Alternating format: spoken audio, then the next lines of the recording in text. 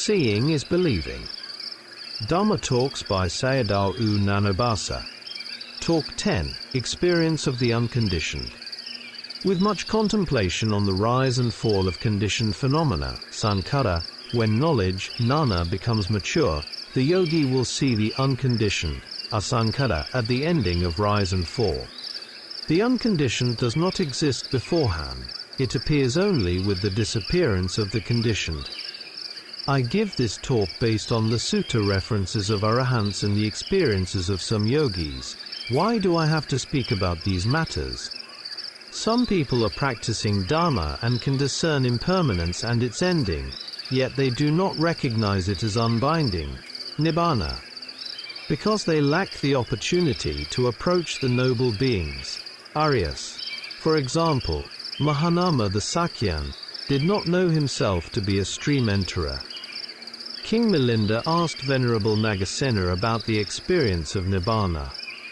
At first, the knowing mind discerns the rise and fall of phenomena. Later, transcending the ending of rise and fall, it abides in the Nibbana element.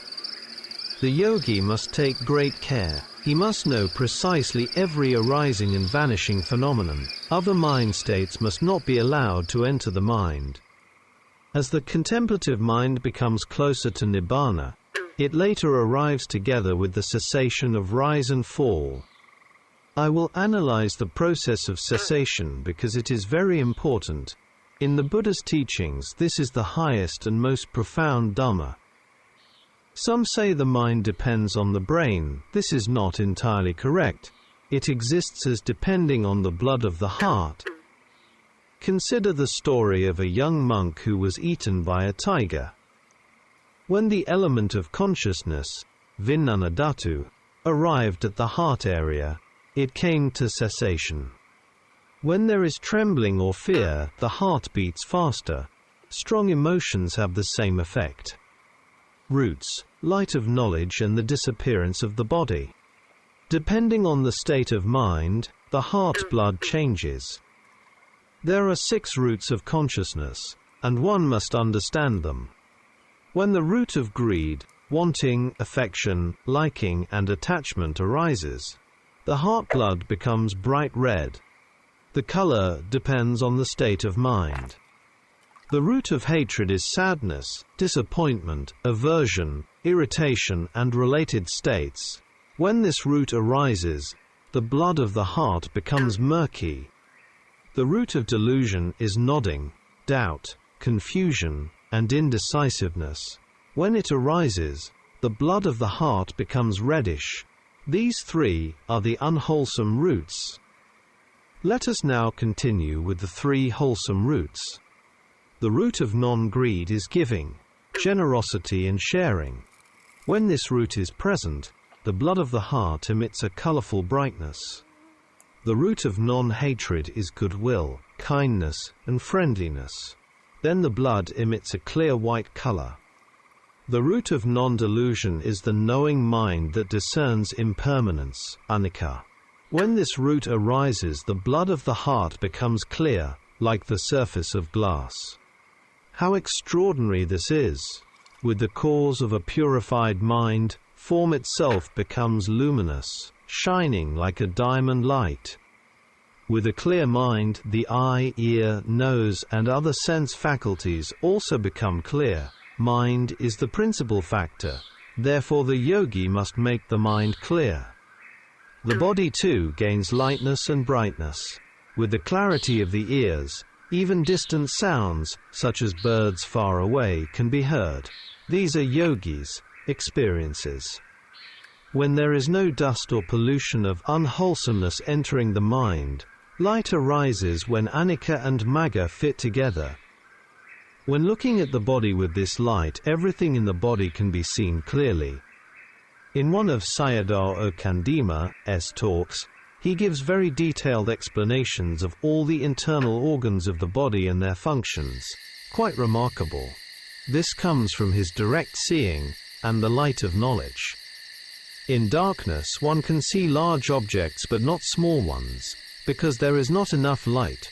If a small hole is made in a wall facing the sun, when sunlight enters, tiny particles floating in the air become visible. This is due to light. In the same way, when a yogi has the light element, and the knowing mind observes the body, many instances of impermanence are seen. Aloko udapadi, light arises in the yogi. With extensive discernment of impermanence, weariness develops. True weariness arises when the whole body seems to crumble and disappear. Once, while I was teaching at a certain place, a layman said to me, "Venerable sir, you speak about rise and fall, phenomena arising and vanishing in blips, but I have never experienced this." I replied, "You are talking to others with your eyes open. How could you see it?" After hearing my exhortation, he practiced accordingly. He practiced continuously for 3 to 4 days without fail, sitting, not talking, and keeping his eyes closed. He discerned impermanence and said, "Bhante, I have now seen the blips." If one practices persistently, seeing the body disappear, discerning impermanence with knowledge, and continuing effort with disenchantment toward impermanence, eventually it leads to cessation and final ending. 3 types of defilements and their extermination. Here it is necessary to explain the 3 types of defilements. These are latent defilement, anusaya; obsession by defilement, parayuthana; transgression, vitikama. Latent defilements exist within the round of existence. The mind carries them along through the continuous processes of cause and effect connections. When the appropriate causes are present, such as greed or anger, they will arise. Newly arising defilements are called obsession by defilements. If these obsessions grow stronger, they lead to transgression, which manifests through bodily or verbal actions. Which defilement is eradicated by the knowledge that discerns impermanence? It eradicates obsession by defilements, the second type. According to the dependent arising process, discernment stops the connection between section 2 and section 3. Craving, clinging, and action cannot enter the mind. This is called non-arising cessation, cessation through non-occurrence. With the 5 path factors, mindfulness, energy, concentration, right view and right thought, defilements are eliminated so that obsession cannot arise.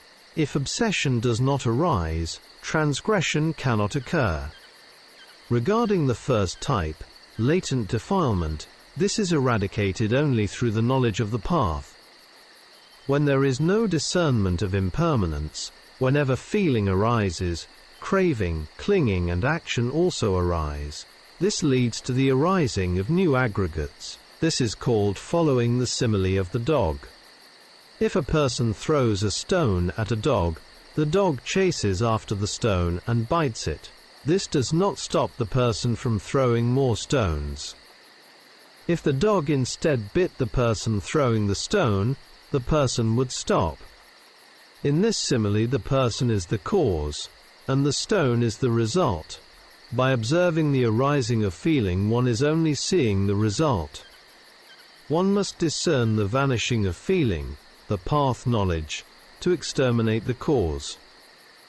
The other way is when painful feeling arises, and one merely notes it and tries to make it comfortable so that it goes away. This is conditioning feeling, and is connected to the round of existence. This is an attempt to exterminate only the result, because feeling is the result within the round of existence.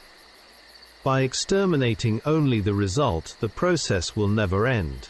This point is very important, even for world leaders and politicians, when dealing with international problems and suffering, such as climate change and conflicts. It seems to me that they follow the simile of the dog. Even if changes occur, they are only temporary. Then how should one practice? Contemplate to discern vanishing phenomena, impermanence and the path. In this way the path factors arise, and craving cannot arise. The mind will not follow desire. Dhamma is non-self. It follows its own nature. The nature of pain is simply painful. When ears exist, sounds will be heard. The yogi must use wisdom to contemplate their nature. If one is able to discern them correctly, practice becomes successful. Now yogins understand the three types of defilements and the extermination of the cause. What remains to be understood is this. After seeing many rise and fall processes, the process itself changes. The impermanence process increases and decreases. Arising becomes faster and then slows down. It is as if the process plays itself out. In the texts, this is referred to as Vutanagamini. In ordinary language, it means that strength is required for the cessation of phenomena. Impermanences are already in the process of cessation. A simile is given. Crossing a large trench by jumping. A man walks toward a trench that is wide. He cannot cross it with an ordinary jump, so he must walk backward to gain momentum and strength. Even then, it may still be impossible. He must walk back further. 20 paces may not be enough. He may need to walk back 30 paces. After that, by running forcefully toward the trench, he is able to jump over it and reach the other side. Cessation, coolness, and the verification of Nibbana. The khandhas are the result of the round of existence, moving onward within the whole cycle of existence. Therefore, near the end of their impermanence, the arising becomes faster and then slower, like the example given above. This stage requires strength and force for cessation. At last it happens very quickly and stops. If the yogi discerns this clearly, when the process stops, he may take it as Nibbana. Then how does one check this? Mogok Sayadaw also said the following. Seeing is peaceful and staying is coolness. Seeing with peacefulness means that the instantaneous process of impermanences stops in a single blip. If you ask the yogi where have the impermanences gone, he will answer, they have gone to the place where there is no more arising. This is the unconditioned Nibbana. Because there is no more heat of defilements, no more burden, there is a sense of coolness and lightness. The yogi continues contemplating impermanence and suffering, not only for 1 or 2 days but for many days, until their ending. Now there is nothing left to contemplate. The burden of suffering has fallen away, the heat becomes cool and peaceful. In the following, the Sayadaw mentions certain pseudo-Dhamma experiences that yogis may encounter. There are 2 kinds of these. Seeing that is not peaceful but accompanied by staying in coolness. Seeing that is peaceful but without staying in coolness. Pseudo-cessations and the verification of true cessation. Cessation with sloth and torpor. Because impermanence is not truly seen, mindfulness only returns momentarily in a blip. The yogi may think that impermanence has come to cessation or an end. In fact, he is nodding. In his mind it seems peaceful, but his abiding is not cool. The defilements are still present and burning hot. Cessation driven by effort. The yogi wants cessation to come quickly and becomes impatient. This state of mind should not be present during practice. While sitting, he must contemplate and allow anicca and magga to fit in naturally.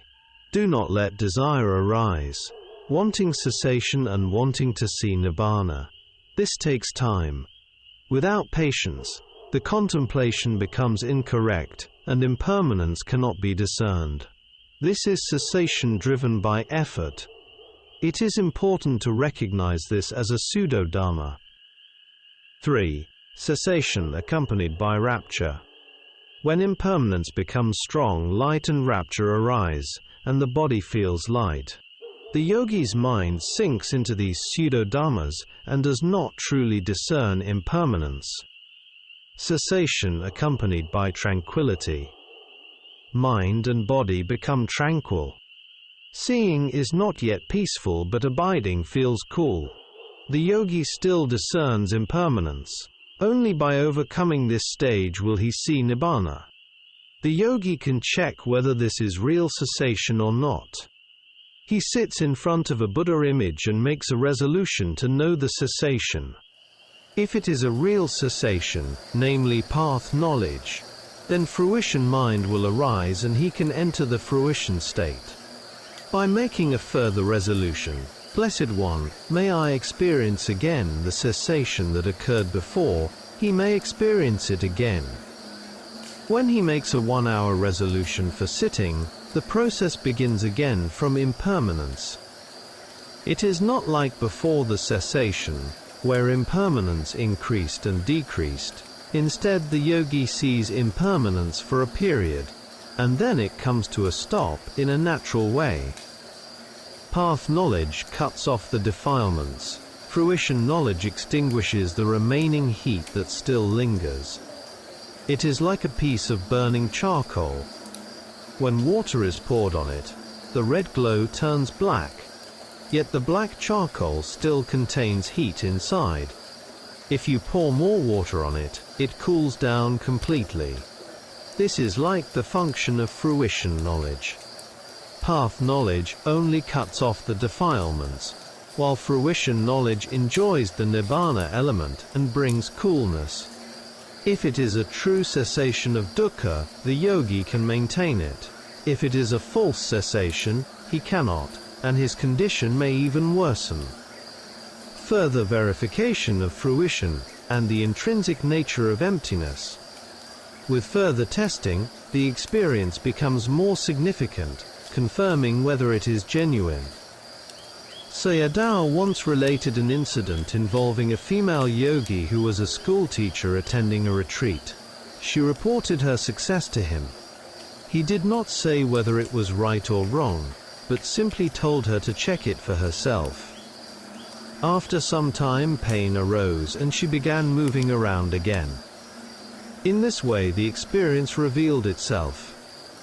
If someone is able to enter the fruition state, his or her pupils do not move when the eyes are open. When someone is merely discerning impermanence, the pupils continue to move. In the fruition state, the in-breath and out-breath are cool, and this coolness pervades the entire body. Mosquitoes may bite people in ordinary states, but not someone abiding in the fruition state. I have heard a related story concerning the Guangqing old monk, 1891 to 1986.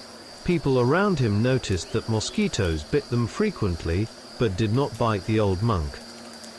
This is related to the absence of defilements, which otherwise emit smells that attract mosquitoes. Ancient texts also mention 2 kinds of bodily scent in women. A virtuous and noble woman is said to have a lotus-like fragrance, whereas a lustful woman is said to have a fishy smell.